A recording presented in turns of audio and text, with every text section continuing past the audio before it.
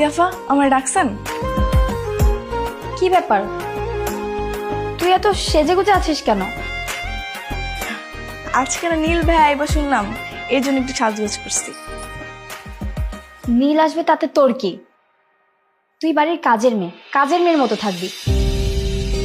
নীল আসুক আর সবুজ আসুক সেটা আমাদের ব্যাপার, তুই কেন এত সাজুগুজু করবি? আচ্ছা পর সাজবো না। এই টিপ খোল আর লিপস্টিক মোছ, যা মুখে কালি মেখে আয়। আজকে থেকে তুই বাসায় মুখে কালি মেখে থাকবি।